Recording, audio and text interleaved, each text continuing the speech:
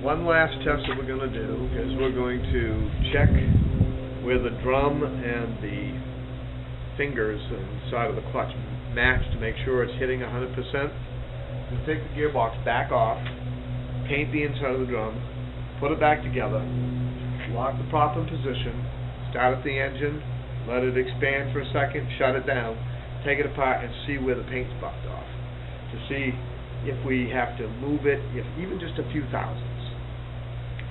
I took the gearbox completely off, painted the inside of the drum, put it all back on, ran the engine, took it apart, found out that it was hitting on the top left-hand, right-hand corner this way, the top slightly angled. I put the plate, fits the gearbox on here. I have made up, now I had this on already with all these bolts tight, all of them. I made up this spacer plate. Now this has got a rubber bushing in the middle. This aluminum, this is the exact same thing as the original coupler for the gearbox. Masking tape roll makes it almost perfect, and it fits this hole really nice and tight.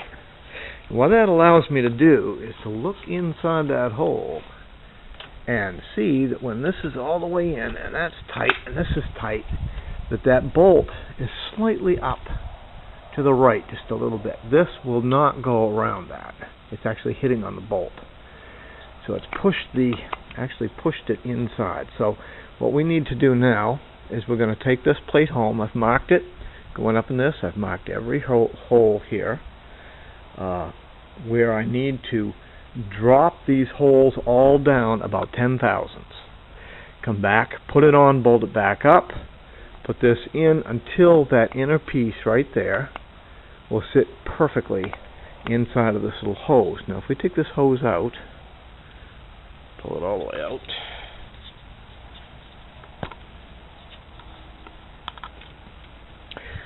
we take this hose out, we see that the hose fits perfectly snug. It's the exact diameter of the head of that. So that'll give us a dead center of that shaft. So now this has to be able to hit dead center, and you can see, I don't know if you can see if this camera is going to show it or not, but down inside the middle, it's down into the left just a little bit from hitting to be able to hit center onto that hose. So that's what we got to do now, is reposition this plate. What I have discovered, is the engine turning it up to 5,300 RPMs. I think the shoes inside of the expander for the clutch are being able to accommodate the difference. But once you get up to 5,400 RPMs, there's so much force going out that it's trying to center itself. And I think it's robbing the engine of all of its power at that point, causing a resonance. It actually has caused a little bit of play in the gearbox. Taken the gearbox back apart, completely inspected it. It looks okay. That's perfectly centered and running fine. So the next thing we're going to do is center this plate. And then we'll try to see if our RPMs are being able to hit the maximum 6,600, 6,800. Our max RPM in cruise has never exceeded 65. I've had it to 68 before, only because in cruise you can actually over-accelerate. But static on the ground, I set it to 6250, so that on takeoff you can use maximum thrust. So right now we need to center this plate. So now we have to take this all home, put it on the milling machine, and mill all those holes just southwest, just a little bit off from that top dead center, and then come down and put it back on until that rubber will actually center into that piece. And then I think we've pretty much got it. Alright, now we have this bushing that I've made up. We have a rubber hose inside of the center. We've got the original coupler that was dead center on the original airplane. We have a masking tape roll, no masking tape. We have a duct tape roll, and the duct tape roll fits perfectly inside the center of this hub. If you look inside the very, very center, we can see how the rubber the rubber piece is lining up. Now if we press it all together nice and tight,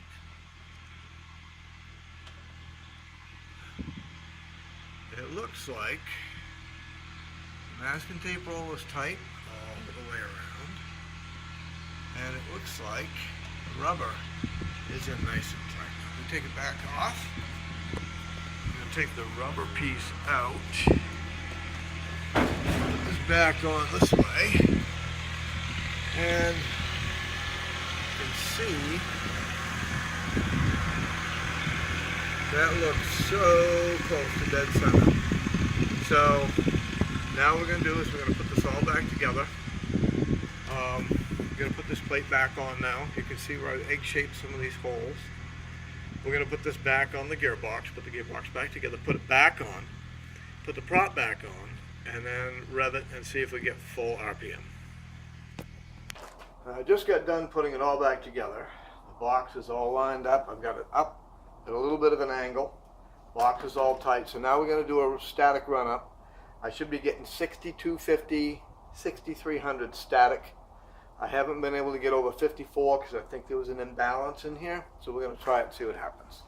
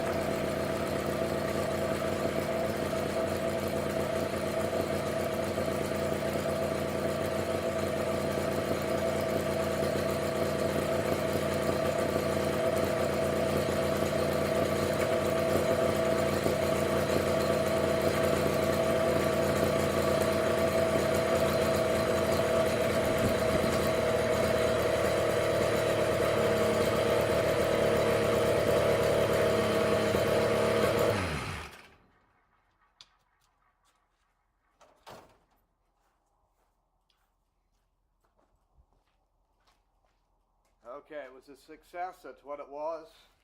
I just did a full static RPM. We got 6310 wide open throttle. So there's no more popping. There's no more hesitation in the engine.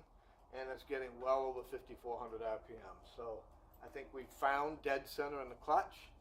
So our next step is to do a flight test.